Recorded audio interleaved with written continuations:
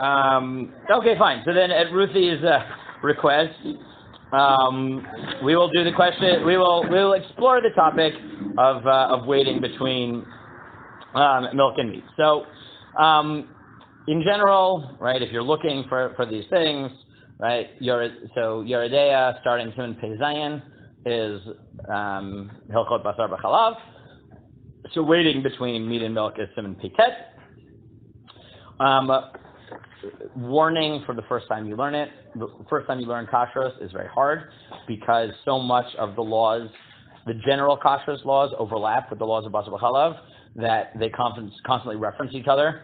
So you really have to learn it all and then learn it again before you understand any of it. I first heard this from Rosolovsky, who told me that he didn't understand it till he learned it 3 times. Because the first time through you don't understand anything because they all cross-reference. Obviously, because all these halachot just overlap. Complete gibberish the first time you learn it. And then it really is. The time you learn it, you can make sense of stuff enough that you sort of understand what's exactly. going on. And then once you've done it twice and you know enough of stuff, then you can start analyzing it. Yeah, that's basically what it is. Yeah, I mean it was a little bit helpful that when I learned Yeridea the first time, Ora had learned it the year before me, so I had all of her svarim. So the key lines were already underlined, which was helpful. This did not go over well with. The people who sat next to me in the Beit Midrash, who were more on the yeshivish side of YU, and I have a bit of a booming voice, especially when I'm learning, and when it randomly would come up that if I was reading Ora's note in the column, he would burst out laughing because he couldn't quite handle this reality. Your wife, or the reality that you already had all the information? Or that I in smicha was had my wife's notes from the year before, who learned it before me. I don't know I don't think he could quite handle that, but whatever. What? Hilarious and sad. Yeah.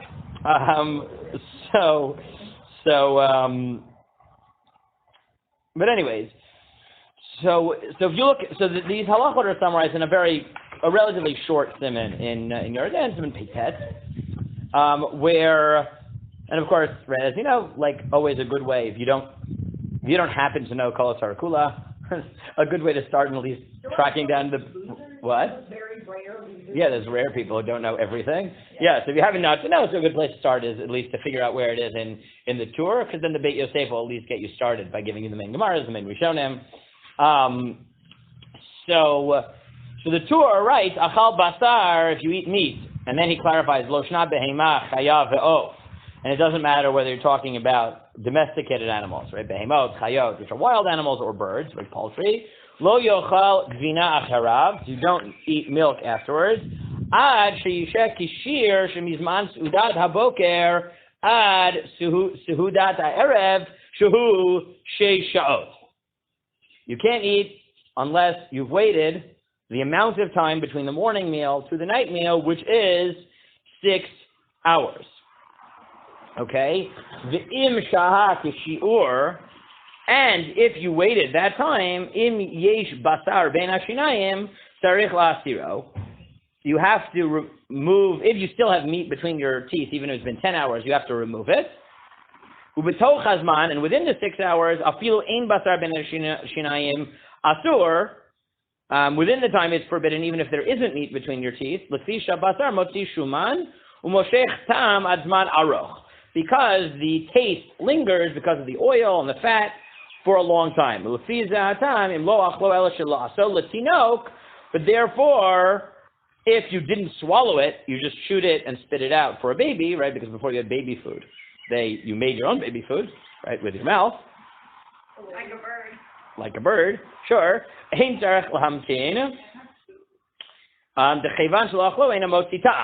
there you don't have to worry about the teeth issue, right? Because you didn't swallow it, so the taste is not going to last.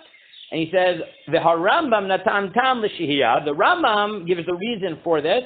Mishum shabasar ben hashinayim. The Rambam's primary reason is the meat between the teeth. According to him,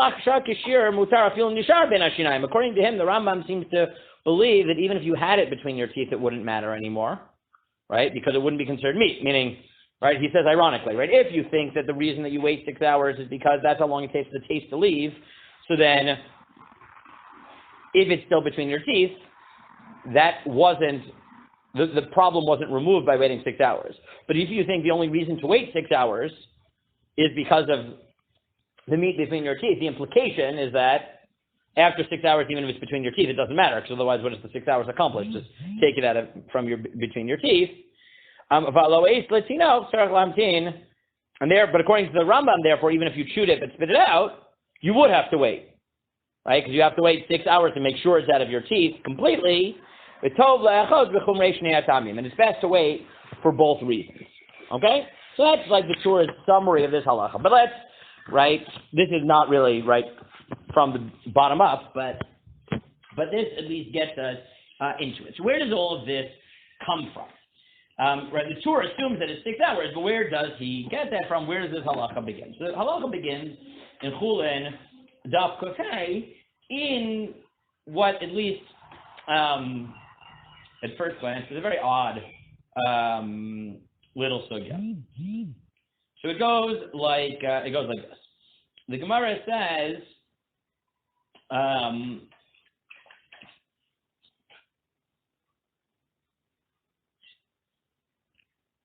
Boy mini Rav Asimi Rabbi Yochanan, kama yishhe bein basar legvina. How much time do you have to wait between meat and cheese? Amar lei v'lo klum. He said, v'lo klum. What's v'lo klum? You don't have to wait at all. 80, is that true? V'amar Rav Chisda. Rav Chisda says that achal basar asur lachol gvina. That if you eat meat, you can't then eat cheese. But gvina mutar lachol basar. But if you eat cheese first, you can't eat meat. Elokama yishev ben gvina lebasar. So rather, Moshe is asking the opposite question: how much time do you wait between milk and meat? Amar le below klum. Not at all. Gufa. Amar chisa. Achal basar asur lechol gvina. Gvina mutar lechol basar. Amar le achal bar Yosef le Rav Chisda. Basar shebein hashinayim mahu. What do you consider meat between the teeth? Kari aleh. So he answered based on the pasuk in the story of the Slav. Habasar odenu bein shinehem. The meat was still in their teeth. What does that mean? Presumably, what he's saying is it's still considered meat, right? Because habasar bein shinehem, right? That which was between their teeth. You're right. I feel like this is showing my teeth. Yeah, it doesn't take long. It's fine. I have the extra chairs now. Okay. Brooke, I have one. It's yours. No, it's not. That's something came up in our second chair, so. Yeah, somehow I don't think I okay. So. It's nice to come to work today. You're like, oh, it's festival. And then you're not. Yes. So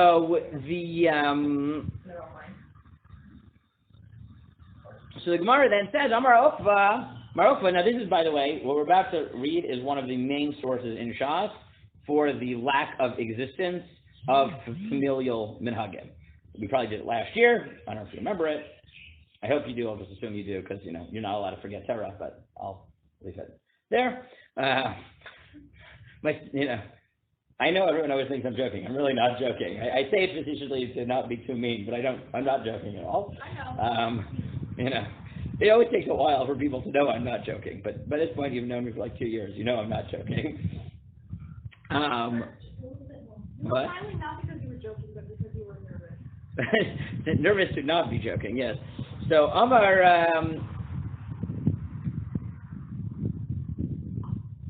Mar Ukva Anna Laha Milta Chala Bar Chamra Lagabe Abba. With regards to this halacha, I am like vinegar, the son of wine, compared to my father. Di'ilu Abba ki have achel bisra ha'idna lo have achel vina ad lamachar.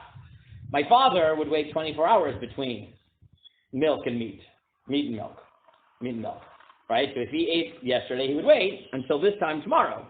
I do remember this. And yes. And I don't eat it at the same meal. But in the next meal, I do.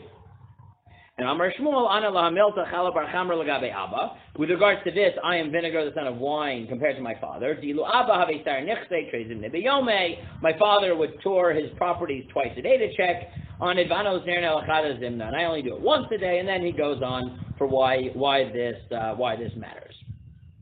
Okay, so since we're just on the Gemara, let's bracket it, right? But let's remind ourselves what we did last year with it.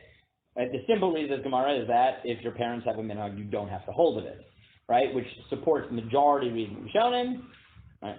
Remember, the majority reading Rishonim in the fifth parak, in the fourth parak of Pesachim, is that when the Gemara talks about minhag avotechem biyadechem of bnei Beishan, right? The people of Beishan, it means people from Beit Shan, right? And the context there is minhag hamakom, right? Geographic minhagim, not familial minhagim, right? And therefore, the fact in this Gemara familial minhagim are not considered binding is exactly what you would imply from that Gemara that limits minhagim to geographic areas, right? That's the position of Rov Rishonim, seems to be the position of the Ramban and the Shpar HaCherem, of the Rivash, and the Reish Tzaditet, of the Chavot Yair, quoted the Pitzchei Tshuva, right? And all the Rishonim quoted there in Yardei Reish Daled, right? In Halchot Nedarim.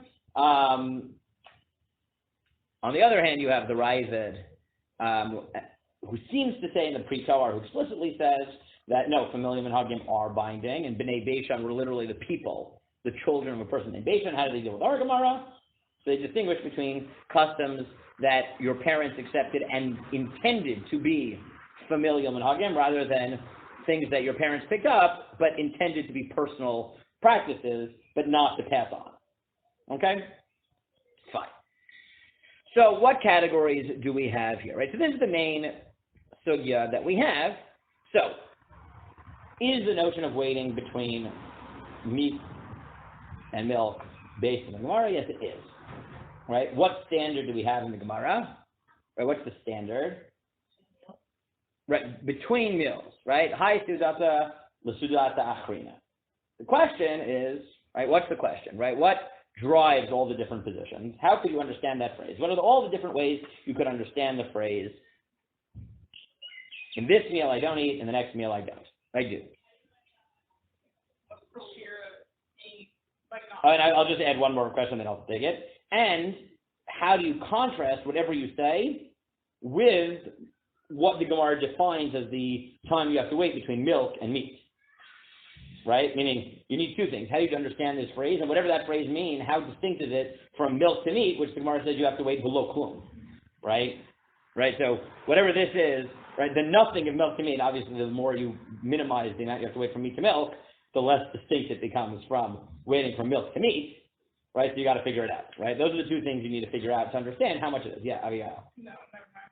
No, you go. What could it mean? I was gonna ask the question that you literally were just. Oh, the comparing the milk. Oh, then I took it out of your mouth. But okay, fine. The most obvious one would just be whenever you eat your next meal, it's fine. Okay, so but let's parse it, right? Well, what's a meal, and what do you mean the next time you eat a meal? I don't know, you have snacks, but then there's also breakfast, lunch, and dinner. Okay, so what if, so according to that definition, which is sort of a very, right, sounds like a very simple explanation, but let's figure it out. According to that, let's say you are an intermittent faster, right, and you do 24, right? You fast 20 hours a day and you eat 4 hours a day, okay, right? So, but you're also a bodybuilder, right? So you pack in a lot of food in that 4 hours, right? So you always have meals, basically, 3 packed-in meals in a 4-hour period, okay? I don't understand how that works, but okay, yeah. You die. So expecting What? to eat for 4 hours straight. Yeah, I'm coming up with a case. I'm coming up with an extreme case. I could come up with something else, but fine. Come on, okay. The Standard is 16:8. what? Intermittent fasting standard is 16:8. Why is so big? The standard depending on age, it switches. But yeah, anyways. But yes. What? Fine. So, but let's say that's what you do. So you have 3 meals in a 4-hour period, right? Right, so Ruthie, so if you have 3 meals in a 4-hour period, so you're saying whatever, right, then that person waits, the hour and change, right? But what happens if they decide, today I'm only going to do 2 meals with a snack? It's not about time.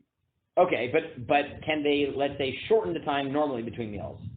What do you mean shorten? Right, I mean, they normally wait an hour and a half, but today they decide they're going to wait half an hour. Can they do that? There's no sheer. Yeah, why not? Okay, so clarify what you're saying, because what you said was a little bit ambiguous. You're saying the next time you normally have a meal. You don't mean normally have a meal. The next time you eat a meal. Oh, the next time you have a meal, right? Sudato just means the next time you have a meal. Can you snack in between? Sure. Can I just call No, can you snack on dairy in between? Like, is there a magic? You're saying it's not a set time, but is it specifically next time you have a meal? Like, do you mean like is there some magic about a meal? Can you repeat the language of the Gemara again? Because the way I heard it, it sounded like I don't eat it at the same meal. And Right. Yeah. And this meal is going to l'su'udata achrina achilna. Now, that's why I'm pushing you, right? What are you saying? Is the emphasis on I can't eat it in this same meal, or I need another meal to create a break, right? The difference would be a snack, Yeah. right? Meaning, if it's the magic of a meal, which in halacha normally means washing, right, having bread, so then what you'd be saying is that if I have, according to that, right, fine, easier case, fine, you have a steak breakfast, fine, what? Okay. You have a steak breakfast at 9. Fine. I got a steak breakfast at 9. So if you think that you need a new meal to permit having dairy, so that would mean that she could have pizza for lunch, right? But she couldn't have coffee with milk at 10 o'clock. Okay. Right? But if you say that the emphasis is not, I need l'su'udata achrija, I need another meal, but rather baha su'uda lo achilna, that I can't do it at this meal, right? Then I could, right? Mm-hmm. So Abigail said, yeah, that's what it means. The emphasis is on the first half of the So sentence. if you bench, then it's no longer that time. Okay, good, right? Meaning Abigail is saying that the emphasis isn't, I need the next meal, and Ruthie agrees, right? Good, because no one says the other formulation as far as I know, Well, 'cause right? that's what it seems like when. That's fine. I just wanted to clarify what you meant, right? So yes. So one possibility is exactly what Ruthie and Abigail both say, which is that the emphasis here is bihas udata. In the same meal, you cannot eat milk and meat, but as soon as you end the meal, you can do whatever you want. How is that distinct from milk to meat? Right, the other way, where it's below klum. Just, you can have it in the same meal. Yeah, you can have it in the same meal. Right, you could have it in the same meal. Right, you couldn't eat them together, but you have it in the same meal. Right, so I assume maybe Abigail does this. I don't know how many people do this, but like the Ramah's original minhag on Shavuot, do you do this? 2 separate. Then we do like 2 challahs. Like, Right, 2 challahs within the same meal. Yes. Right, okay. So the Ramah's original minhag of how dairy came about, according to the Ramah, the way dairy came about as a minhag on Shavuot is like this. Later on in this, later on in this sugya, not right here, but later on, here there's a halacha as follows: that any bread that was on the table as part of a meal for a meat meal cannot be eaten with a dairy meal, and vice versa. The logic being that, right, your hands become greasy, right? Like, you're having, right, bread and like fancy cheeses, right? So you have sliced bread on the table, right? And you're like picking up the fancy cheese from the cheese plate, and it gets on your hand, and you pick up the bread, right? And then you pick up the next slice of bread, and there's actual, right, mamashers of cheese on your hand that gets on the bread. So then you can't use that bread for meat, and therefore if it was on the table, right, you can't use it for a meat meal, and vice versa. Okay? So the Ramah utilizes that halacha to come up with a very creative Shavuot thing, which is that on Shavuot we have a unique carbon called the shtei halechem, which is 2 loaves. And what the Ramah wants to do is create a situation in which you don't just have 2 loaves of bread at your meal, but that you actually must, not just do, but must partake of both.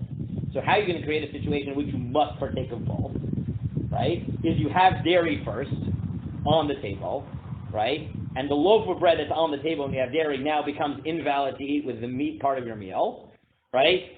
So then you wash your hands, right? Switch to meat, and now you're obligated to have the second one. Do you make hamotzi You make- with nothing on the table? You make hamotzi without, right, and then or with it, but you remove the loaf before you start eating, Okay. right? And then you bring that loaf back. This way you're forced halachically to partake from both, which is zeichel shtei halechem, right? That's how the Ramah records this minhag, right? So very few people I know actually do this. Wait, so you say hamotzi with the bread on the table, and then you take it off. You take one loaf off. Bring your dairy. You leave one loaf. As if you decided you're just only going to eat one loaf, then you just put it on the side. Right. Okay. You take one challah, leave it on the table, or if you want to be like, fancy, like you do like a, fancy like I don't know, like French bread and do like butter or whatever on the first, and then wash your hands and then move to your cholent or something. You just need a little bit of a hefsek in between, like just to sort of clear the air, right? And then you move on to the second half of your meal, but you can do that in the meal without benching, right? Right. That's the Ramah's minhag, right? The only people I know. Clear the air literally, right? What? You don't mean clear the air literally, right? No, like So- have a drink of water and like eat some of the bread. I guess. Yeah, you use the bread to get it out of your teeth. Yeah, meaning we'll get to what you have to do, but you have to get the dairy out of your teeth. So you have a little bit of bread, so just rinse it off your mouth, and you wash your hands. Fine, it's a little bit more complicated than that, but that's basically what you do. Or the only I know very people who do this. I know that around YBT this is more popular as actually doing it this way. That's like of the only times that I've ever done this. Is when I was in 11th grade. I stayed over by friends in the 5 towns to go to a shade share in the morning. But we had dinner by Rabbi Feder. The one year he taught in Rambam, right? So I was in his class in 10th grade. For anyone, the guys who know who that is, you know who he is. But okay. I don't know who specifically. I know Faders. Okay. Anyways, so we went and we did this, and we were wondering like, what are we gonna do in that like few minutes while we're just sort of clearing the air? But it ended up being like a comedy of errors, and like it was me, Aaron Friedman, Chaim Stauber, and Shai Horowitz. Okay, so and they made like a dairy, like a cheese noodle kugel pudding thing for like that first dairy course, and it was in the oven warming up while we're having challah, and then like I guess like some of the cheese bubbled over and fell on the bottom of the oven and created smoke, so which set off the fire alarm, right? You were clear. Wait, it got better. So then Aaron goes with a pillow to like, wave away the smoke from the fire detector, and the pillow hits a light bulb which shatters. So the glass is all over the space rug. So then we take the space rug out of the house to shake off the glass because there are little kids around. By the time we finished doing this, we had like a half-hour break, right? We were like, okay, whatever you need to do, we have done it, right? We are done. We have had this, yeah. So that was our New minhag. but yes, new minhag, shatter a glass, and yeah, it was just like this comedy of everything going wrong in such a way. Yeah, that was so. Every time I think of this minhag of the Ramah, I'm like, yeah, I wonder if that's what the Ramah was imagining. This is, that zecher matan Torah, that or zecher l'shtei halechem. Like then, the light bulb shattered. No, stay with me here. Yes, of course. This is how weird minhagim start, right? I remember when I was at my parents' house, we would shatter a light bulb. Right? Yeah, exactly. Fine. Well, that's the only time I've really, maybe one other time I've done it. But the difference, therefore, between milk to meat and meat to milk is that milk to meat, you just need to make sure you don't have milk on your hands, milk in your teeth. But fundamentally, there's no waiting. There's no formal ending of the meal that's required. And that's what leads to the possibility of this minhag of the Ramah, where you have these like 2 meals in the middle of a meal, right? The alternative is, the other people I know who do it, but I haven't like actually eaten in their house, is that they always want to have meat, but they also want to have cheesecake. They just do dessert first, right? They do cheesecake, right, first, and then they do dinner. That's, that's not a halachic minhag. That's a way of getting cheesecake in a meal that you're going to have meat. But fine. But fine. That's right. Avigal and Ruthie are right. The one way of reading this sugya is exactly like that. Milk to meat doesn't even require the formal cessation of the meal. It just requires making sure you don't have dairy in your hands, dairy in your mouth. But meat requires a formal cessation of the meal. Right? That's the emphasis. So who holds that? right? Whose shita is that? Formal cessation of the meal. Yeah, that all you need is a formal cessation of the meal, no time. What's the one that's like, No, like in the Rishonim, who reads the Tosfot? Right, exactly, right? Abigail's right. This is Over the tablecloth. what? So fold over the tablecloth, that whole situation where you just fold over the tablecloth. You just finished the meal. You formally, you right. Do something that's Right, exactly, right. Tosfot just says here very, very quickly. We don't mean breakfast, lunch, dinner, right? We mean I feel alter. We mean even immediately. As long as you take away the table, which in their time meant, right? I mean, they literally, right? You lay, right? You were lying on your, couch thing, and you had like a little tray table thing. like the better one can. Exactly. So you remove that and start again. The modern equivalent is, you switch the tablecloth or whatever it is, right? You finish the meal. You bench, finish the meal, fine. Uberach, and you bench, mutar. So then it's permitted, delo, plug, rabbanan. There is no distinctions, right? So one way of reading this sugya, highly emphasizing simply, b'hais udata lo achilna. In this meal I don't eat, means finish the meal, which for Tosfot means bench and, whatever, switch the tablecloth, whatever it'll be. Right, that's all you need to do. Right, that's Tosfot's position. Okay? Fine. How else might you read this Gemara? You need that next meal. You need the next meal. Good. So, right, that the emphasis is on the first half, which is b'hai seudata lo achilna. It's on the second half, which is b'seudata acharina achilna.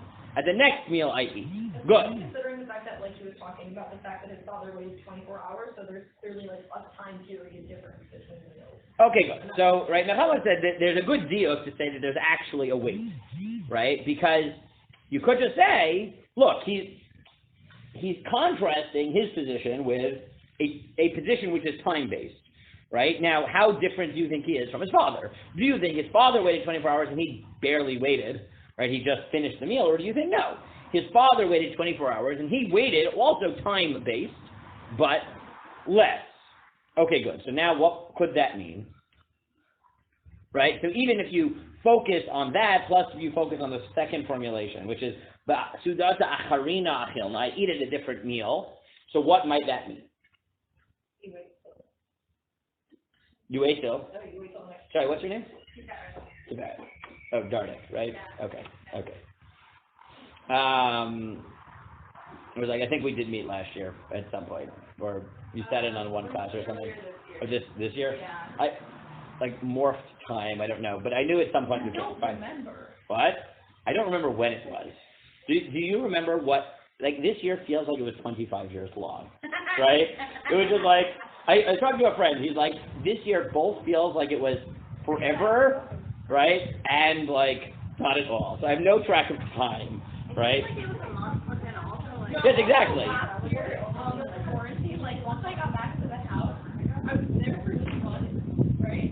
But it felt like... Yeah, it's just weird. I was like, you came to class at some point. I no longer know when anything has happened. I have no idea, right? It was, A time. a time, yes. My brother. Well, You're my brother. yes, he has gotten many trumps with me to make up. Yes. And your father's coming to give a share next week. It's just called... Yeah, I didn't get it right. It's not a tramp. Fine. It's called carpooling, yeah. Sure. Okay. Tramp is by definition stranger. Carpool has more... I mean, that's not true. Unplanned. Unplanned. You're right. It's mostly It was unplanned. a planned carpool. Fine. And even as such, I would say carpool. If I go home with a friend instead of just going home. No, you're standing on the side of the road, and that's a trend. Yeah. Fine. So, okay, but now what are the parameters then of So what are the parameters of Udata Acharina? What parameters could there be? Well, it could just be whenever you do eat your next meal. Okay, so one possibility is... Not a time-based thing. Okay, but how is that different from Tosfot, or is it different from Tosfot? Because that would be the in-between would still... But what if I choose to eat a new meal half an hour... No, but that's different from Tosfot because the dinner's on the new meal. All right, so okay, so you're saying theoretically it could be, it has to be like a new meal, right? It's not like a snack, but whenever you eat the new meal, so if you're someone who only eats for 4 hours a day, so you know, fine. And if you normally wait 6 hours between meals, but like today you're not, because like, I don't know, you got a late start, right? You woke up late, so you only end up having breakfast at 10, but the school still serves lunch at 12, so, you know, they're serving food you can eat, right? As long as there's like, Your meat. what? You have your meat breakfast. Because you had your steak and eggs breakfast, yeah, exactly, right? Unbelievable. Yeah. But whatever. You over there. That's the real question. Like not. No, like my brother and my brother-in-law and sister-in-law, like, you know, like my brother-in-law likes meat a lot. They do this. Like you know. Oh, listen, I think I should be a vegetarian. It's just too difficult, especially going back home. Well, Okay. you know how much it is. Okay. Actually, 100%. Anyways, I'm not like anyway. So I don't. What's cheaper in America? What's cheaper in My America? friend being vegetarian. It's not like being a vegetarian is expensive here. It's really not a big. Really not, but eating, it's not about you not eat like, It's really not. It's really like. oh, if your family will not support it, they will not allow it. I'm saying like I just won't be able to eat any meals then. I mean, you still would, you just won't be eating all the food. Not relevant at all. Okay. Anyways, fine. So one possibility is theoretically speaking, is that it just needs to be the next time you have a formal meal. It really doesn't matter when that is. Could be half an hour later, could be 3 hours later, could be 6 hours later, whatever it is. Would that have to be defined by eating bread? Like, if I don't eat I'm going to theoretical possibility. No one actually says what I just said. I know. Right? But I'm constructing a theoretical possibility, which is that it could be that the next time you eat bread, whenever that is. No one actually says that, but it's a possible read. So now Ruthie says, okay, but does it really mean meal like the way they had it bread, or does it mean like, you know, Yeah. sitting down for my next kavua eating, right? So, I don't know, right? Again, these are all, no one says this either, but it's a theoretical possibility. You're right. But theoretically, you could have said, no, it's the next time you have like you sit down to eat. Not like your coffee in between, but like the next time you sit down to eat. Okay. So no one actually says that position. But it's a theoretical possibility. Or no one that I know of says that position. Okay, what else might it mean? Makes sense, though. I didn't say it didn't make sense. I'm just saying that I don't know of anyone who says it. Okay. Right? You said you want to Ruthie, you said you want to go into topics that everyone does differently and understand why they do it. Okay, so we're talking about the possibilities. I don't know why people don't say it, but they don't. Right? Okay, so what else? What other possibility is there? You set a specific time that is time between meals. Okay, so another one is to set a specific time between meals. Okay, but even within that, let's subdivide it. What would that mean? What is the specific time? There's an ambiguity there. What? It's time that you would wait between meals, or just a set time. Okay, right. One is to say, let's come up with a time that, objectively speaking, is the normal amount of time between meals, right? It's not dependent on you. It's not culturally dependent, right? Somehow we come up with some magical number. It should be culturally or just dependent on the way that people eat, like, Okay. that you can't have. Okay, so let's outline the possibilities. Possibility one, objective time. Nechama doesn't like it. Nechama says, might be dumb, right? What does that mean, objective time, right? Just like objective time taken into account human digestion, or like. Yeah, you'd say something like human digestion. I don't know, right? Come up with what the normal, right? I mean, we'll see. The summary term will really say this. So summary term really will say this, right? It's like, right? It's more about digestion. Something like, look, the amount of time that, you know, if you're eating healthily, you should take between meals. In fact, if people don't, it's their problem, right? I don't know. I mean, like, right? like Rambam was talking about the fact that like there is some sort of like chewing is part of digestion. So, Okay, meaning, right? Nechama is trying to already explain the Rambam, but yeah, meaning there's an objective. It's not random objective. It's not like random and arbitrary number of hours, but it's like a number of hours that we set based on certain, whatever, right, physical parts of the eating process that are not societally dependent, right? Digestion, how long taste lasts, right? We already saw on the tour, right? But if you use that type of argument, so then you can get to the point where you talk about objective time, right? Okay, what else might you mean by specific time, right? That's objective, right, set time. But what else might you mean by specific time? The normative time that people in your society would. Right. You could say it's not individualized, but it is, nor is it objective. It's societally dependent. So, if you live in, times where people eat steak in the morning.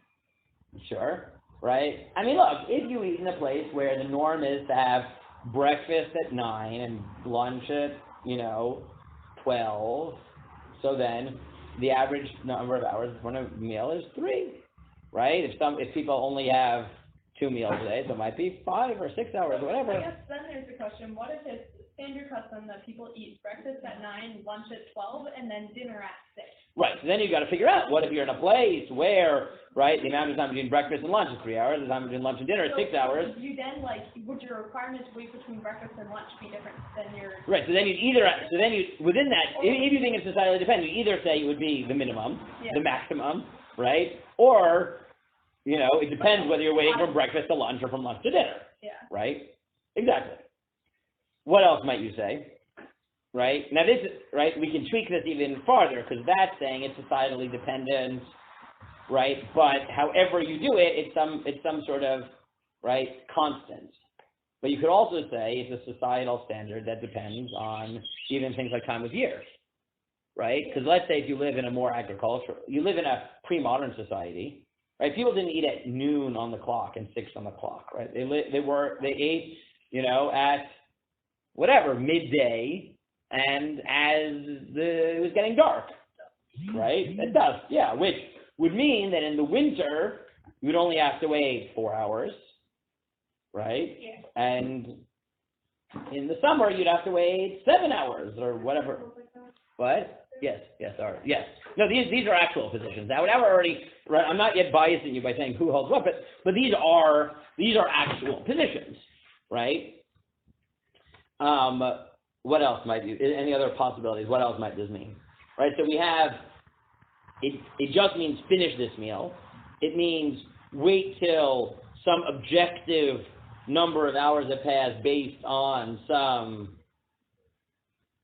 whatever, physical part of the eating process, digestion, chewing, whatever, right? Some arbitrary time, but then it is what it is.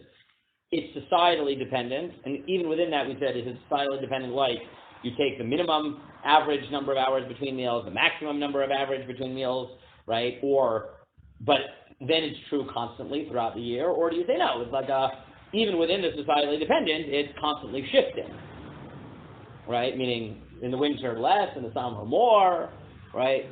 And the like, right? All those are variations on a theme. What else might it mean? Anything else?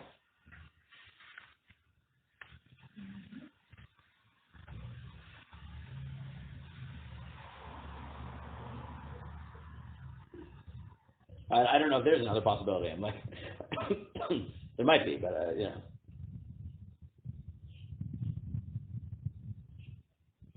Okay, fine. Right? So, right, these are like the basic directions. Obviously, within them, you have to figure out what this looks like. But those are like the basic possibilities that could be raised. So we already put one name down, which was Tosfot. Right? Tosfot was the one who focused on Bahai Udata, it's only in this meal that you can't eat, but in the next meal you are allowed to eat. Okay, but even if you just look at the tour, right, and the Beit Yosef, you'll get a few other positions. Right? This is always how you get at least the initial basic position of Yishonim. You're going to just look at the Beit Yosef. So the Beit Yosef quotes the Rambam. And he says, the Rambam says, Bamed dvarim amurim ba'ochel basar behema l'chaya achar dvina. Skip down, not that one.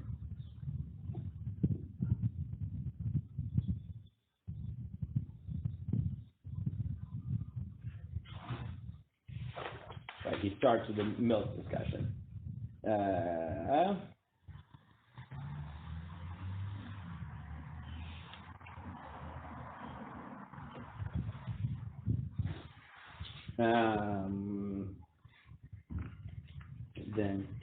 Then touching the bread, and then he says also like gvina al mapar. That's the same table.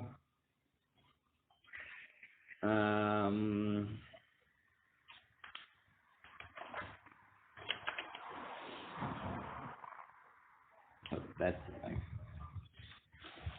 Okay, so we already read the Torah, so let me start with the Torah. Right? What does the Torah say? Which one does the Torah say? Let's start with that because we actually already read it. I realize that makes more sense first. What did the Torah say? How many hours? Objective time, 6 hours. Yes, the Torah said straight up 6 hours. Why?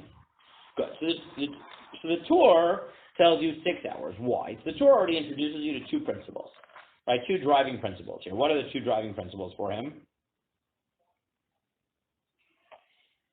Right? He thinks there are two factors, right? He thinks that it's an objective time, but it's an objective time based on two factors. What are they? Meat between your teeth and the amount of time it takes sort of for the taste to leave your mouth, digestive system, whatever, the point at which you're no longer tasting the meat, right? So both of those, according to him, provide the justification for some sort of objective time, which he pegs at 6 hours, right? But the 6 hours are less important than realizing what he's doing methodologically, right? Meaning he's saying that udata acharina, that isn't really about the meal, that's a stand-in, right? I mean, what's he really saying? Look, there is a natural amount of time that people wait between meals because people want to be hungry again, or they want to be able to savor the food without still having the aftertaste of the previous food. Or whatever, right? But this is how he takes it. And therefore, the amount of time that it takes for it to sort of make sense to eat another meal is 6 hours, right? Like that's how he reads V'sudat Achrina, right? The amount of time, because of these two rationales, right, one or the other, that it makes sense to eat another meal, right? That's how he reads it, and therefore you come to an objective time called 6 hours. Yeah. Even to the Rambam, it's an objective time though. So it's like kish. Okay, right. So we'll come back to the Rambam's formulation in just a second. The Torah, though, is pretty clear. Sheish sha'ot, right? 6 hours. Now, within that, he clarifies, and he says there are really two rationales functioning here, right? Because even if you want to say it's an objective time because of some inherent rationale that tells you should be waiting between meals in general. So the reason that says it's about how long it takes for digestion. So then, according to that, as he notes, the Gemara's statement, which says that meat between your teeth is considered meat, remember that's where that factor comes in, right? Meaning, well, I'll put it differently. The Gemara introduces this factor of having meat between your teeth. The question is that the rationale for the waiting, or is that a secondary rule in addition to waiting, right? So the Torah takes it as an additional reason, right? That the reason you wait between milk and meat is digestion, or taste, or aftertaste, whatever you want to call it. That's 6 hours. That the reason of meat between your teeth is not the reason for waiting, and therefore you have to wait for two things. You have to wait for the digestion period, the taste period, which for him is 6 hours, and if you happen to have meat between your teeth, you also have to get it out, because the Gemara established that meat between your teeth is still defined as meat. Right? However, he argues that if you went the opposite direction, which is what? To read the meat between your teeth still being meat as not an additional thing you have to be worried about, but as the rationale for waiting. Just take it out. Right? Well, no. So you could have gone so you could have gone two directions. You could have just said take it out. But if you say that no, that's the rationale, and you read the sudata achrina to mean the amount of time you normally have between meals, then after that time you no longer have to wait. Because the way you read those two rules together is, if you haven't yet gotten to the time of sudata acharina, then meat between your teeth still is defined as meat. But once you get to that amount of time, even the meat that's between your teeth ceases to be defined as meat, and therefore you're allowed to... Wait, I thought the Torah said that even after 6 hours, if there was meat between your teeth, you would still take it out. So the Torah does, right? The Torah is, right, so the Torah thinks that the reason you wait 6 hours is because of digestion aftertaste. And therefore he thinks that the principle in the Gemara, which is that meat between your teeth is still considered meat, is a second principle, which means that you need two things in order to eat milk again. One is waiting the amount of time that is normally between meals such that digestion happens, and you need to ensure that you don't have meat between your teeth. But he, as he formulates the Rambam, says that the Rambam thinks that they are the same reason, meaning the reason you wait is because meat between your teeth is still considered meat, and therefore after 6 hours, or whatever, from Su'uda to Su'uda, even if you have meat between your teeth, it's no longer considered meat. The Tur himself is machmir for both, right? Meaning he's worried about both. You have to wait 6 hours, and you have to remove meat from your teeth, just in case these are two separate reasons.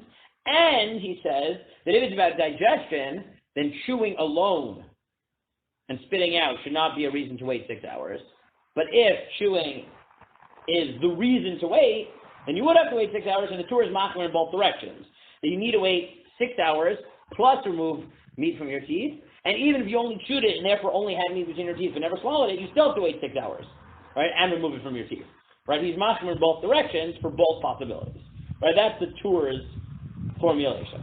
I would imagine Tosfot would agree that you still have to take meat out of your Presumably, Tosfot could still agree that you have to take meat out of your teeth because he doesn't think they're related, right? Because he thinks that rule stands alone, and then says that the rule of Sudat Achrina simply means you got to wash.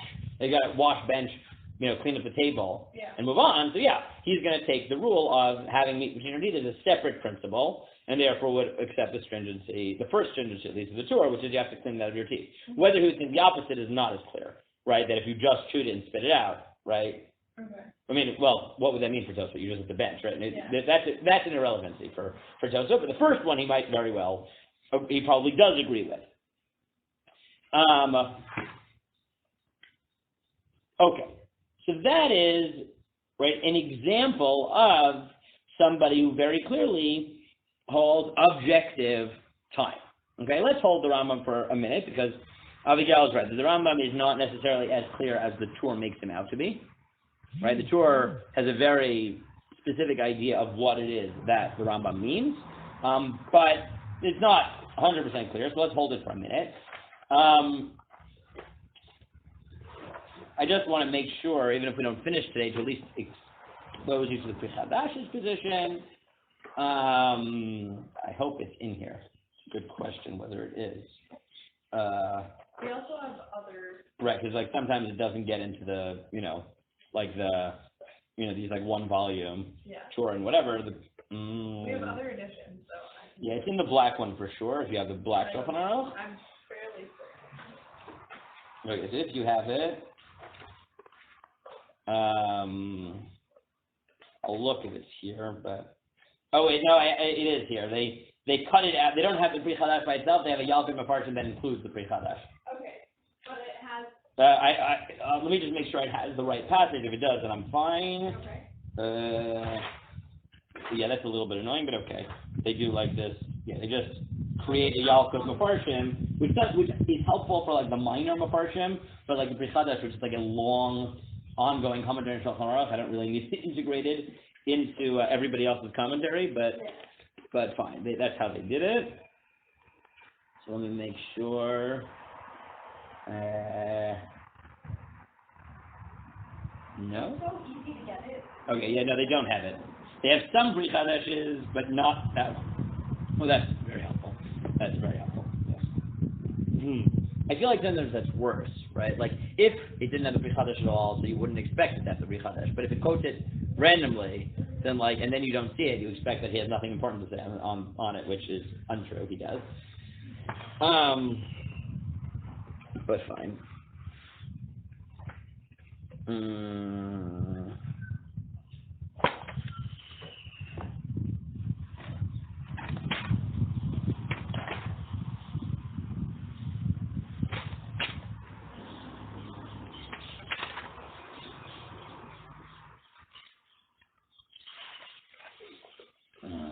Unless they put it on the side here. No, they did not put it on the side here.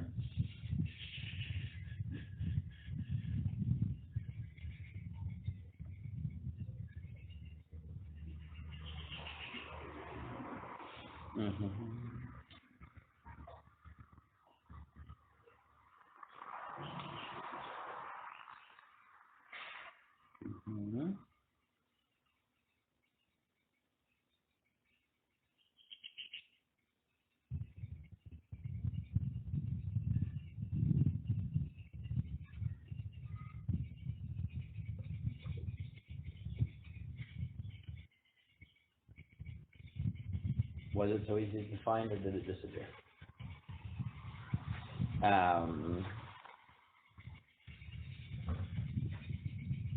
Oh, I knew there was one other position I wasn't mentioning, but that was just because I was using English, so it got lost, right? There is one more ambiguity, right, which is that even if you think it's sha'ot, right, what might sha'ot mean? Oh, I was thinking that earlier. Right, sha'ot's maniot, and another reason to distinguish between winter and summer is not just the winter, summer that you eat. Right, it's at halachic hours, in which case, of course, if you really follow that to its logical extreme, that means in the summer you'd be waiting 6 hours of like 75 minutes, right? Which would be, much longer, right? 7.5 hours. Yeah. Right, meaning it would come out it's like the shortest part of the year when an hour is like 45 minutes, right? So obviously it would be more like 4 hours, but it could be, almost, 7, 8 hours in the summer. Yeah. No, there's really not finding. Okay, it seems like we have basically all of the black set except. Okay. the one that we need. Okay, I so. think it's in here. Okay, hopefully. It's not going to be fun to read, though. Yeah, that's fine. I realized this before, right? One of the things we didn't mention is the possibility, even if you think it's sha'ot, it's sha'ot zmaniyot, in which case it would be more flexible. Okay, but. Well, we mentioned it being seasonal. Right, well, meaning we mentioned seasonal, but there's another variation on that, which is simply it's sha'ot zmaniyot. Okay, so before we look at that, though, I'll just, to give you another example of someone who thinks it's very, very formal, right? So Shulchan Aruch sounds formal. Shulchan Aruch says, "Achal basar afilu shel chayav ha'of lo yochel v'nachar avashi shesh sha'ot." Right? Right, you wait 6 hours. Now, the Pri Megadim makes it very clear as follows. That even if you chew for the baby, the reason you wait 6 hours, right? Now he gives another rationale. What's the other rationale for 6 hours besides for, based on digestion, things like that? Is well, no, it's that once you've set up that, right, that whatever it is that generated it, we then go into our normal rule of all rabbinic rules, which is lo plug. That we then formalize it and make no distinctions, right? So you add that on top of what we said before, which is the 6 hours was generated by some objective standards, and then you objectify it, because we always do that. We formalize it. And he said, and he said, and by the way, obviously that means 24 hours of 60 minutes, lo zmaniyot. Not, so zmaniyot, v'chein katab b'knesset gedolah, because if it's based on digestion, then it's not based on the sun, right? It's just, right? It's just not. Is that true? I don't know. I know we can grow fast. Yeah, I don't really know if that's true, actually. Our circadian rhythm, they are a bit more related than I think you probably realized. Yeah. Right? But, one of the things I started doing when I travel is that there's several studies that suggest, and it's worked for me, that you can speed up your recovery from jet lag if you don't eat on the plane. And you eat the next time you would have a normal meal, like breakfast, in the new country. Like, you starve yourself a little bit, because then you basically use more than one factor, right? Like, the sun starts to get your body, right, readjust your circadian rhythm, because your body slowly adjusts based on the blue light, right? But if you utilize another system, right, you can sort of trick your circadian rhythm faster. They actually are at some level related, but I don't know enough about whether they're related in this sense. Okay. I've also read something about, like, they did an experiment where people, I don't think it was an official experiment, they did a lot, but they tried it like once or twice or something, where people were just sleeping on a plane and they turned on the lights at like certain times, or like flashed them at certain times. Right, that would definitely potentially help. And it did a lot. Okay, so this looks like it has the shortened Pri Chadash. Right, there's the short version that sometimes appears on the side of Shulchan Aruch, and then there's the full version. But hopefully this has enough for what we need, I hope. It's very hard to. Yeah, let's hope.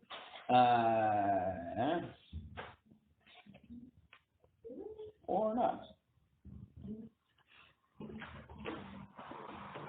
There's the short Pri Chadash, Dot. Okay, you know what? We'll have to start with the shittas we have then on the page, and I'll get it. It's fine. Fine. But that's the right. So that's that position. 0.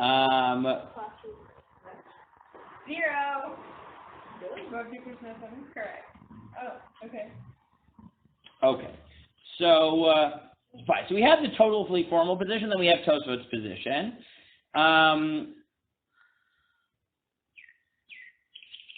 Now, there is even, theoretically, a more machmir construal, which is a combination of some of these positions, and that is, can someone combine these to come up with an even stricter position? Yeah. Well, you could say with, different times, winter, summer, you don't want to get confused, so might as well just... Oh, I mean, you could go in that direction, right, and say, yeah, it's 6 hours is the longest hour. You could do that. But then, like, hours, and then... But, yeah. And then you get to, like, 8 or... Oh, yeah, you could definitely do that. But then there's something else you could do here, which is going to pay a lot of attention to the words, to udata acharina. And that is, well, when do you count the 6 hours from? From eating or from benching? Right? Right, like some people are like, oh, I had chillin and I finished at 12:30, but then I had cake at 1:30, so I wait 6 hours from when I ate meat. But theoretically, you could have said that once you objectivize to 6 hours, it's 6 hours from benching. So the Duggal Mervava says this. He says, Mikan mashma, this is at least the question he raises. He says, Mikan mashma lahed jesheishod hainu misof achilat abasar ad chilat sudat agvina. He says, that's not what it means, right? Meaning he raises a possibility. He says, that's not what this means, right? It means from eating meat to the beginning of the dairy meal, right? That's how he does it. What is proof? Because we don't make you wait 6 hours from when you remove it from your teeth. Mashma aval misof achila al kol panim tzarech lahamtin. But you have to wait from when you finish eating. The chinuch b'shar jadin shebegmara. The amri ana b'sudat achrina achilna. The katav harambam, etc. But then he continues and he says, okay, what about the 6 hours? So he says, where does the Rambam get 6 hours? So technically, as Abigail knows correctly, does the Rambam say 6 hours? No, the Rambam has this very strange phrase called Kishei Sha'ot. Now, what does Kishei Sha'ot mean? Like 6 hours. Good. So what does like 6 hours mean? Around. Okay, so one possibility is it means around, meaning ki is about, right? And that has led to all types of weird positions like 5 hours, 5.5 hours, 5 hours, 31 minutes. Right? Rove. Right? Or some people just said into the 6th hour. Right? Both of those are diukim in the Rambam of Kishei Sha'ot. Right? What's another way of reading Kishei Sha'ot? Yeah, maybe 6 hours. No, so that's similar to this. No, you can do 6 hours or just whatever hours you think it is. Well, you could also say that the Okay, good. So Nechama said there's another way of saying 6 hours, and this historically maybe what the Rambam meant, which was 6 hours means 6 hours in a world where people didn't have clocks, right? Meaning, what? Yeah, meaning Kishei Sha'ot could have just meant 6 hours, but no one really knew what 6 hours was. You do your best to figure out what 6 hours is, and whatever it means, right? Meaning, it's not it doesn't mean anything formal, 5 hours and 31 minutes, or into the 6 hours. It means 6 hours. Why does he say ki? Because you didn't have a digital watch to tell you, right, that I finished eating chillins at 12:33 and 16 seconds, right, and therefore, right, I can have my coffee 6 hours later to the second, right? Which, this is literally what you see people doing, right? It's I need my coffee. They're looking at it, right? They have it ready, 3 minutes, right? 3 minutes before the end of their 6 hours or 5 hours, whatever it is, right? They've already made the coffee, mixed in the milk, and they're holding it to their mouth, and their atomic clock, right? But most people didn't do that, right? It's it has to be precise. I mean, or almond milk. It's not that different. Right. Okay, drink coffee black, or wait another 3 minutes to drink it with milk. No, and don't be counting down the minutes it's New Year's Eve or something. Why can't you also say that the Rambam was saying Kishei Sha'ot and the normal time I wait between meals? Good. So all of these versions assume that Kishei Sha'ot means 6 hours, and ki either means right? Like minimizing it, not exactly 6 hours, or it's just you don't know what time it is. We mean like 6 hours, but like, whatever that means, right? Pachari is hair, right? But the other possibility that Ruthie notes is, no, maybe Kishe Shot doesn't mean that at all. Maybe Kishe Shot isn't a quantitative point, it's a qualitative point. Meaning, 6 hours doesn't mean 6 hours. It means the amount of time you wait between meals, which, like, as far as he knew, was like something that, right, and that's what the comments also, right? Kishe Shot means, like, similar to what 6 hours means to me, right? Right, meaning it's a different conceptual model. It's not about 6 hours. It's similar conceptually to the way I, in Egypt, experienced 6 hours, right? That's a different model, right? So the Mori, the Dargo Mervava. The Dargo Mervava says, "V'hinei lo matzin me'ezo makom lamad Rambam shu sheishot." Where did the Rambam get sheishot?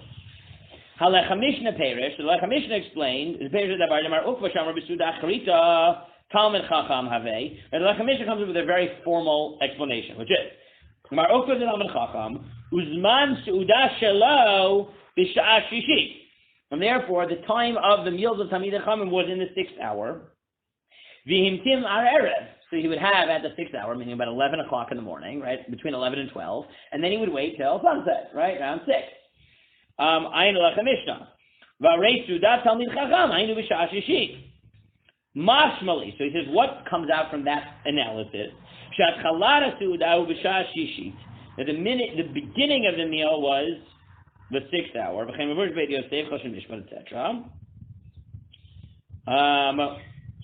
Hainu shem Yoshem V'din Ochlim Yecholim La'achar Zman Sudat Tov Shah Shishit V'lo Gara Mitam Midei Aval Modas Mash Ikr Zman Azuda Hu B'Shah Shishit Mamash From Gin Zman Azuda Hu B'Shah Shishit We Sova Suda Arev Shisho. Right, so that's how you get it. That basically you eat during the 6th hour from 11 to 12. You finish at 12. You eat dinner at 6. Right, and that's where he would have gotten 6 hours. Now, the Dargo Mervava, what does it sound like? How does he understand the Rambam? How formal is this 6 hours for the Rambam? It's just like a matter of circumstances. Right, meaning, no, well, but by the end of the day, right, meaning it comes from a circumstance, but by the end, he sounds like, he's just asking a historical question. How did you get the number 6? But by the end, he sounds like the formal 6. Right? Like, he gets very formal. You eat from 11 to 12, you finish at 12, you eat again at 6. Right? That's how he ends up understanding the Rambam. The Gra also goes in that direction, right? The Sudat Shachar Shel Talmid Chacham, Hu B'Sha'ah Shishit.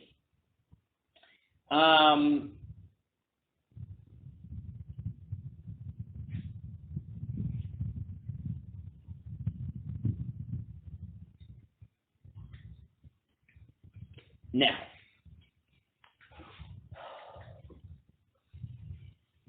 so I'm just right now following what I have on the page, right? So where does an hour come from, right? So far we've basically explained a lot of possibilities. We haven't given a name to all those possibilities yet, right? But we have the formal 6 hours, right? We have the possibility that Kishe Shot means, right? Like the amount of time that you wait between a normal meal. Right, now by the way, there are many people who paskin this way, right? So for example, I know that in Gush they did this, and I know at Shalvin they do this, right? Where they try to wait 6 hours, right? But when, because of sunset and mincha and whatever, right, it just happens in the schedule that dinner is like 5 and some odd hours after lunch, they tell people you can eat milk, because the whole point is it's not really 6 hours. They understand Kishe Shot to mean the amount of time around 6 hours, which is the norm between meals. But it's not an objective rule 6 hours. It's like about 6 hours, really 6 hours more or less between meals, right? And therefore, what that means practically is that if the natural way that about the 6 hour difference comes out to like 5 and change, right, then that's also okay, which is sort of a variation on this. Would you have to say then that it needs to be around 6 hours? Like, what if it ended up being like... So, right, so this is obviously like a mild variant on it, which is like 6 hours, which is, right, it's kid, like they take the sheish pretty seriously, but the kid, right, qualifies like the amount of time between meals when that is about 6 hours, right? Right, obviously the more radical kid is, no, the amount of time between meals, whatever that is societally, right? But we haven't gotten to a position that it's a theoretical possibility, but we haven't put a name to it. Now, what about an hour? Let's talk about an hour. Where does an hour come from? yes, good. So an hour is the traditional German minhag, which is still kept by many Dutch people. That's, I think, a proper, more accurate way of saying it. Was in many countries, right? But now mostly Dutch people keep it, so it's known as the Dutch minhag. So where does it come from? Would be like the objective time based on characteristics of meat, basically. So one way would be to say some sort of objective character of meat. Another would be to say that maybe it's they accept something like because you're not going to be eating a meal an hour after your previous meal, regardless of what culture you're in. Right. So where does it come from? So it comes from the Ramah. The Ramah says the Yeshomrim the ancient Rak Miyadim Silek, right? So some people, i.e. Tosfot, say you don't have to wait at all. You just have to bench. Right? Finish the meal, wash your hands, wash your mouth, and eat. The minhag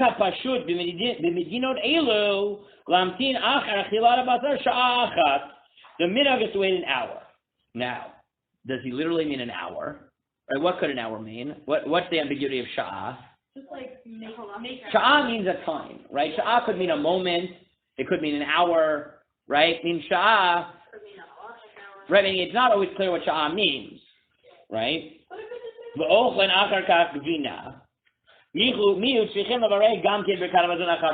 so he says the minhag where he is to bench and wait an hour. But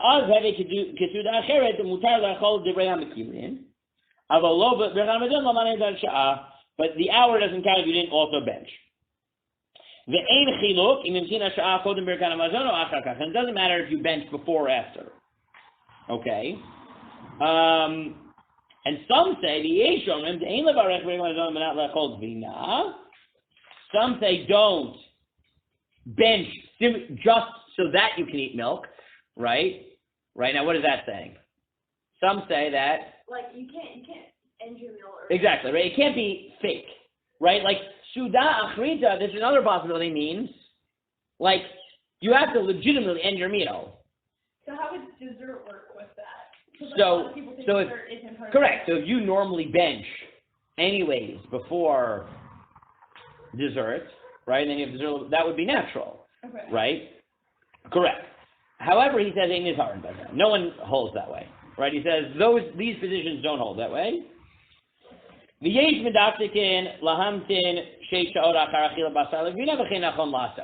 Right, he says, but some way 6 hours and that's the right thing to do. And that's how this became more universal, because the Shulchan Aruch says it and the Ramah says that's the right thing to do.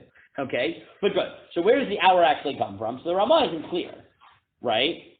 It seems like it's just Tosfot, but trying to create a distinction between meals. Yeah, okay, good. So that, the way that Taz describes it, he quotes the Maharai, and he says, Rabim osin pshara mida'atan. What's pshara? It's a compromise position. Right? Meaning one way of understanding it is that it is essentially an expansion of Tosfot. Right? Which is, right, nobody washes and right? Nobody benches and then starts eating again. Right? So like an hour is basically a way of saying, like, it's really an expansion of Tosfot. You don't have to wait. It's just like, you have to finish the meal. But like, everyone understands that you don't bench and then start a new meal. That's just weird. That's arbitrary, right? But sometimes people get hungry a little bit after a meal. So like, you wait, whatever it is. That's not how he understands it. He understands it as a compromise position, right? Not an expansion position, but a compromise position. Right?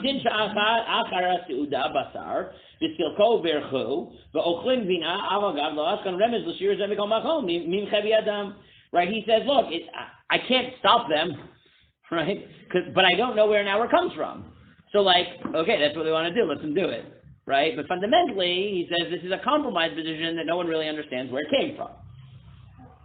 Sounds like it's just like it should have been immediate after, like people thought, like immediately after the meal you could eat dairy again, but then just to be sure, like wait some time. Yeah.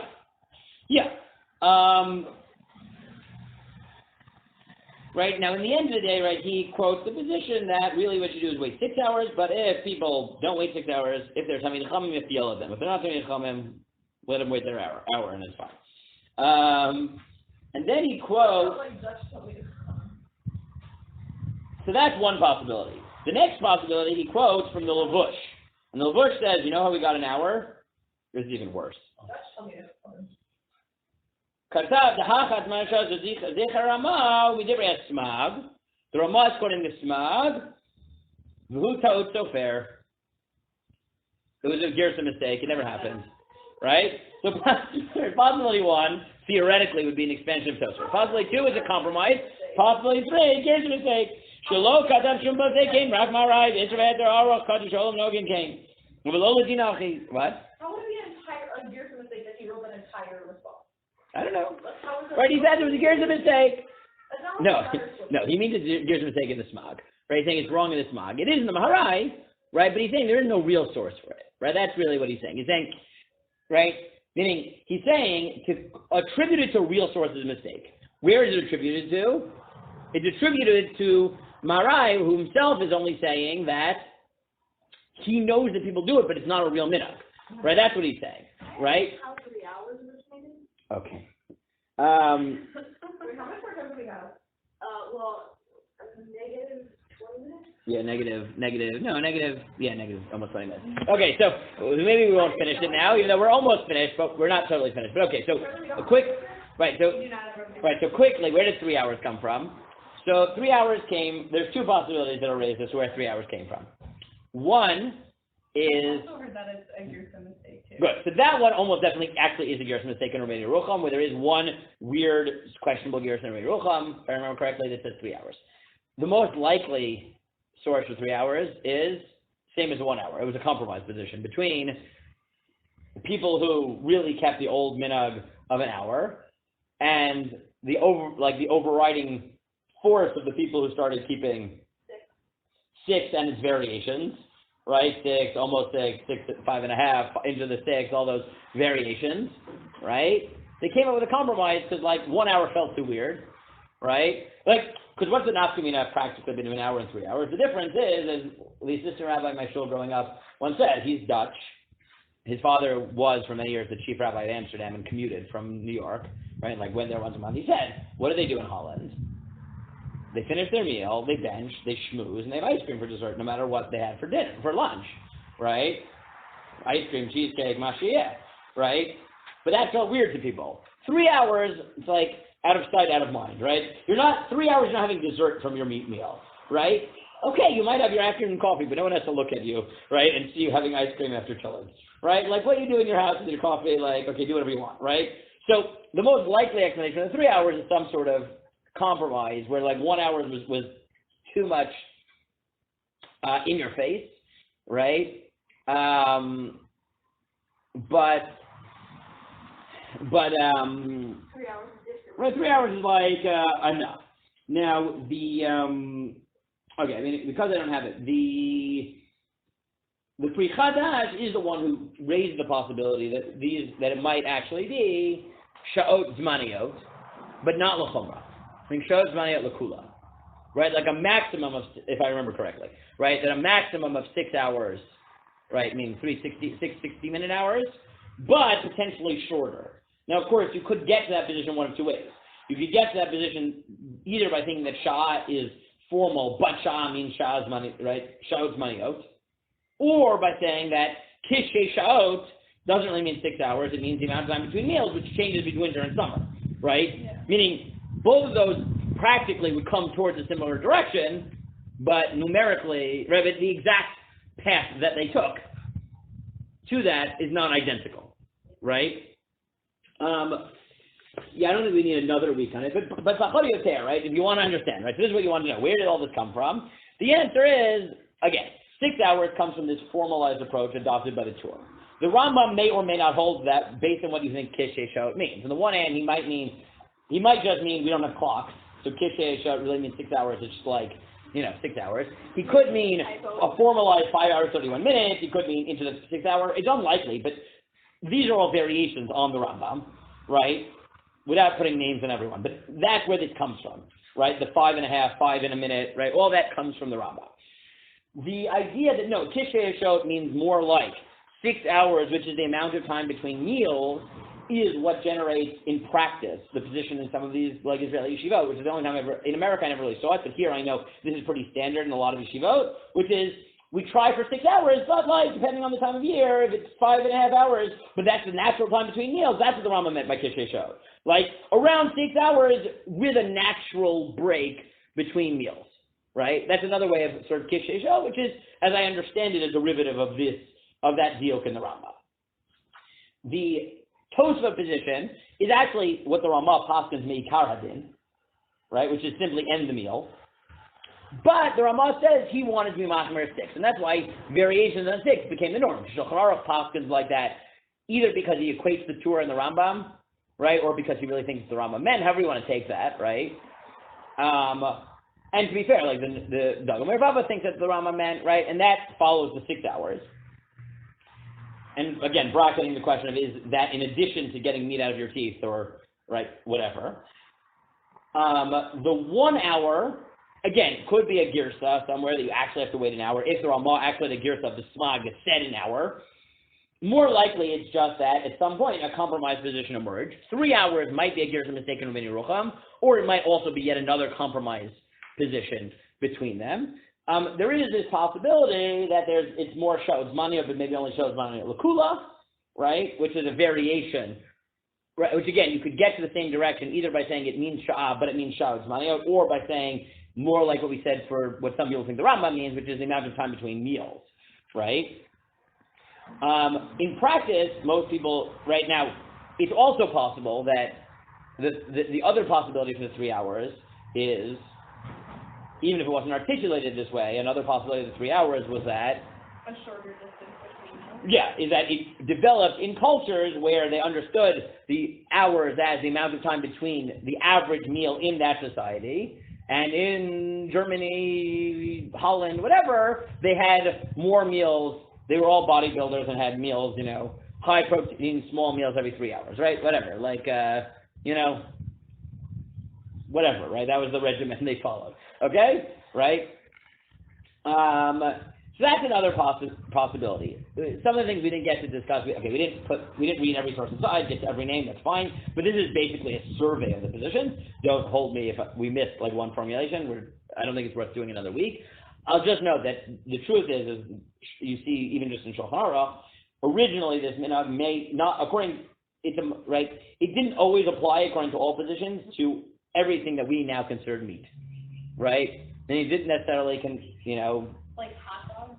No, that it does. But like if you continue in Shulchan Aruch gets into the. Okay, I'm already over time, but I'll quickly. I don't have Shana Aleph class. It's not the end of the world, and you don't have Zuger. Oh, because they have their internship. Okay, I was worried about. Right. So the Shulchan Aruch still pops in the Hakol Tav Shel Shabbatar Mutar Lechol Acharav Tav Shel Shegvina. Right. If you just have something that's sort of like cooked with meat, right? So like people like have just sort of make chicken and potatoes in the same pot. I don't mean like something in a meat pot. That you don't have to wait. Right? In a clean meat pot, you don't have to wait. I mean like actually So you cook like. You get stuff for dinner and it's like meat and mushrooms, and I'm eating mushrooms. Correct. The Shulchan Aruch pot's going to make right in. You wouldn't have to wait between that. However, the Ramah then knows that the minhag eventually became that you wait 6 hours even on that. Again, not on something that's in the Like gravy? yeah, or whatever, like the rice on the yeah, exactly, right? Like the rice is not the meat, right? But it was cooked literally with it, right, and had touched it, whatever, So originally that seems to have not been part of this Isser, because whatever, even if it has a little bit of like it touched meat, but still, does it take that time to digest? Is it stuck between your teeth? I mean, most parts don't really apply to a top shoulder batar. The minhag became to be machmir, right? And that's what the Ramah notes in Siv Gimel. However, he notes that something cooked in a flaky pot, you don't wait, right? That you don't wait.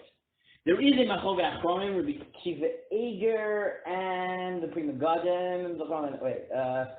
I think it's Rabbi Kiva Eger and the Prima Gadim, and I think a couple of Das are the ways in on what about onions, right? Because we know that onions have a weird halacha, davar charif, that if you cut something with a fleshik knife and it's a davar charif, it actually becomes fleshik in a certain sense.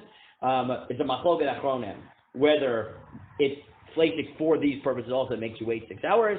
Majority opinion is lakula on that point, right? That even if it's fleshik in the sense that it could, make your, mess up your dairy pot, it's not fleshik in the sense that you have to wait 6 hours, right? It's machloket achronim, but the majority position I think is lakula. Okay, is there any minhag that you've heard of, right? Again, we haven't necessarily exhausted every position, but this is, I think, a decent survey, at least. Yeah. I'll say that this is a decent survey, having not prepared for this, right? Like, and doing this by memory. This is a decent summary of what it is.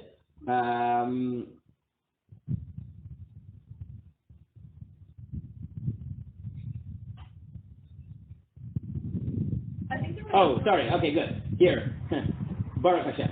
They don't have the Pri Chadash, but they do have the Gilead Marsha who quotes the Pri Chadash. Okay, so at least I'll read that to you, so I'm Yotzei. The Gilead Marsha quotes, which is not the Marsha in the Gemara. It's the son of the Eger. Marsha here stands for Shlomo Eger. Okay, just know that. The Gilead Marsha in Shulchan Aruch is for Shlomo Lo Eger. Okay, not Shmuel Adolf. Right, from the Gemara. He just quotes the Pri Chadash. He says, Ratzalomer Misuda L'Suda. The halacha is from meal to meal, right? The ad kebechoref ein bein sudat saharayim l'sudat arvit kim arba sha'ot. Even though in the winter that's 4 hours. V'zem muskam. Everyone agrees to this. Not everyone agrees to it, but that's the quote. Everyone agrees to it. Pri Chadash. Okay, I'm glad that wasn't an opinion because it seems like a fairly obvious thing. Correct. I said it's the Pri Chadash, and again I said there's two ways of really getting to that, which is either a Shazmaniyot position, right? Or, so maybe I was remembering... Or it's just time between... Or it's time between meals, which changes, right? So the way the Gil... I don't know, in the full Pri Chadash I think he raises both, but again, don't hold them because I don't have it in front of me. But the Gilead Marsha, right, quotes, right, that the maskana of the Pri Chadash, and he seems to hold like it, actually means the normal time where you live between meals, which could be less, right? So that's the 4 hours. And again, the variant on that is the amount of time between meals if it's close enough to 6 hours, right? Which seems to be this unwritten but practiced position in many yeshivot in Israel. Again, I don't know exactly where they came up with that particular formulation, but it does seem to be right. Either it's a version of this. I'm not 100% sure where they got it from. But yes, it is an actual position. Okay, let's see if there's anything that I missed here. Pri Chadash.